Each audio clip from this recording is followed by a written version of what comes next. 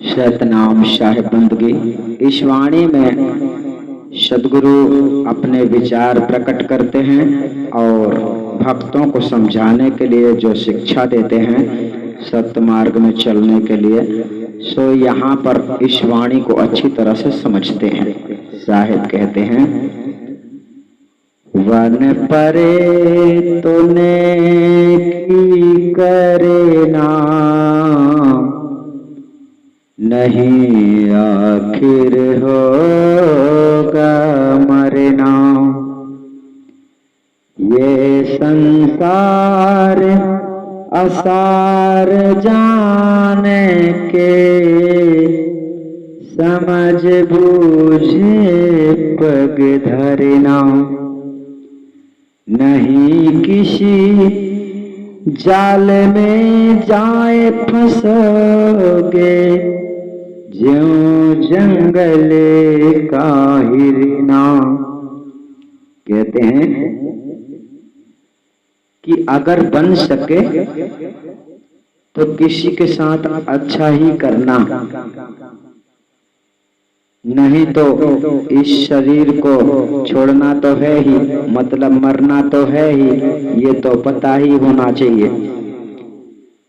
और ये संसार को कहते हैं साहब, संसार पूरे संसार को कहते हैं, ये संसार को असार जान के, असार मतलब बेकार है, ये संसार बेकार है, झूठा है, सत्य नहीं है, ऐसा समझ के परमात्मा की राह में चलना, सत्य मार्ग में चलना, सोच समझकर बोलना, सोच समझकर कदम बढ़ाना, कहाँ जाना चाहिए कहाँ नहीं जाना चाहिए, सारी बातें सदगुरु इसमें समझा रहे हैं। कहते हैं अगर तुम ऐसा नहीं करोगे, सोच विचार के कार्य नहीं करोगे, तो किसी दिन फंस जाओगे, यानी गलतियां किसी से करोगे और गलतियों में फंस जाओगे, पकड़े जाओगे, मारे जाओगे, कई प्रकार के कष्ट बाधा उत्पन्न हो जाएंगे, है ना। इस संसार में, यह संसार कांटे की बाड़ी, साहब ने वैसे भी समझाया था एक वाणी में, वही बात यहाँ भी आ गई। अगर आप अच्छे विचार रखते हैं, अच्छी आपके अंदर कामना होती है, सत्य विचार है, तो कोई बात नहीं है। लेकिन यहाँ सदगुरु बुराई से निकालने के लिए वाणी में संकेत कर रहे हैं। फिर आगे कहते हैं, कर कर अधर्म द्रव्य कमाई, मिसिल पापे का भरना। यहाँ तुझे मालूम नहीं है, वहाँ तो लेखा देना। सदगुरु कह रहे हैं कर कर अधर्म, यानी कुछ ऐसे कार्य होते हैं जो मनुष्य को नहीं करना चाहिए, लेकिन धन दौलत के चक्कर में अंधे हो जाते हैं, पता ही नहीं चलता है कि मैं गलत कर रहा हूँ या सही कर रहा हूँ। उन्हें तो बस इससे मतलब होता है कि दौलत मिलना चाहिए।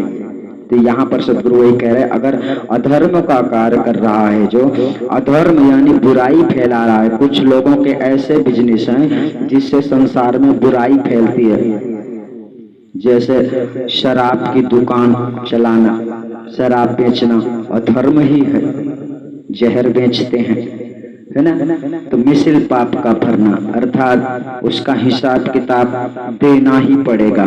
दूसरों को तुमने जहर बांटा है तो तुम्हारे हिस्से में अमृत नहीं आएगा, तुमने दूसरों के लिए बुरा सोचा है तो तुम्हारे हिस्से में अच्छा नहीं आएगा, यही समझना है। यहाँ साहिब इसीलिए कह रहे, यहाँ तो तुझे मालूम नहीं है, तुम्हें तो बस ऐसा लगता है कि बस मैं होशियार हूँ, मैं उसको गिरा दिया, मैं उसको लूट लिया, मैं उसको बर्बाद कर दिया, है ना। ऐसी कामना में जो संसार में मनुष्य रह रहा है, उसके लिए सदगुरु यहाँ पर समझा रहे हैं कि जरा संभल कर चलो, यहाँ तो तुम्हें मालूम नहीं है, लेकिन वहां तो तुमको हिसाब देना ही पड़ेगा निश्चित रूप से, ठीक है। हर किसी को बताया जा रहा है, चाहे वो कबीर पंथी हो चाहे कोई भी पंथी हो, ऐसा नहीं है कि केवल कबीर पंथी के लिए ही है, हर किसी के लिए, संसार के लिए, संसार का नियम है। यहाँ से ट्रेन छूटेगी तो स्टेशन तक जाएगी और स्टेशन से ही फिर तबादला होता है। आपको विदेश जाना है तो डायरेक्ट नहीं जा सकते, पहले वीजा लेना होगा और आदेश लेना होगा, जांच पड़ताल होगी, चेकिंग होगी। जब चेकिंग में पास हो जाओगे तो जाने दिए जाओगे, नहीं तो नहीं जा पाओगे, है ना। तो पहले से व्यवस्था करना चाहिए। व्यवस्था का मतलब यही है कि अगर तुमने सेवा की है साधु की, संतों की, और सेवा में लगन लगाया है, त्याग किया है, आपके अंदर वैराग्य हो गया है, तो ये पूंजी है तुम्हारी संसार की। सदगुरु की सेवा पूंजी है निरंजन के दरबार में वापस देने के लिए। ठीक है। फिर शायद कहते हैं, धन जौवन की ना करो गरूरी, ज्यादा नहीं अकड़े, जिस मालिक ने पैदा की ना, उस मालिक को डरे ना। धन जौवन, आपके पास कितनी भी धन दौलत हो जाए, लेकिन उसमें घमंड नहीं करना चाहिए कि उसके घमंड में तुम सत्य असत्य का ध्यान ना दो, जिससे चाहो उससे अकड़ने लगो, है? तो यह सब आपको समझना है और समझ कर चलना है। हर किसी का तन उतना ही कीमती समझना चाहिए जितना कीमती अपना समझते हो। सोचो, अगर तुम किसी को मारने को सोचते हो और मार देते हो तो उसको कितनी तकलीफ होती है। उसी जगह में आपको कोई मारने को सोचे और मार दे तो कितनी तकलीफ होगी। इसी प्रकार से दूसरे के दुख को अपना दुख समझोगे तो आपके अंतर आत्मा में दूसरे के बारे में विकल्प कभी नहीं उठेगा। लेकिन तुम दूसरों को गलत और खुद को सही समझते हो, इसलिए तुम्हें ऐसा लगता है मैं उसको मारूं, उससे झगड़ा करूं, उससे लड़ूं, उसे डांटूं, उसे पकड़ूं, जबकि तुम्हें खुद चलना नहीं आता है। साहब कह रहे, जिस मालिक ने पैदा किया, इस संसार में बहुत ऐसा समय स्थिति देखने में आ जाता है कि लोग अपने माता पिता को हटा देते हैं, यानी माता पिता की सेवा नहीं करते हैं। तो ऐसी स्थिति में साहिब यहाँ पर कह रहे, क्योंकि माता पिता से ही मनुष्य धरती में जन्म लेता है, तो उनका दिल नहीं दुखाना चाहिए। सदगुरु समझा रहे हैं कि उस मालिक को डरना। अब यहाँ पर मालिक परमात्मा भी होता है, क्योंकि प्रथम तो वही भेजता है और दूसरे माता पिता होते हैं, तो यहाँ पर माता पिता की सेवा भी आ जाती है। फिर आगे कहते हैं, दीन दुखी को मति सताना, इतना कहना करना, कहे कबीर सुनो भाई साधो, तभी भव सागर तरना। दीन दुखी, संसार में बहुत ऐसे गरीब लोग होते हैं जिन गरीबों के साथ अन्याय ही होता है। इसलिए सदगुरु इस वचन के अनुसार समस्त संसार के लोगों को संदेश दे रहे हैं कि दीन दुखियों को मत सताना,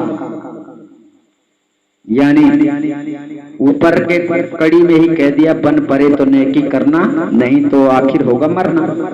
यहाँ नीचे कह रहे, दीन दुखी को मति सताना, इतना कहना करना। ये सदगुरु के वचन है। अगर आप दीन दुखियों को कुछ नहीं दे सकते तो कम से कम उनको सताओ मत। ठीक है।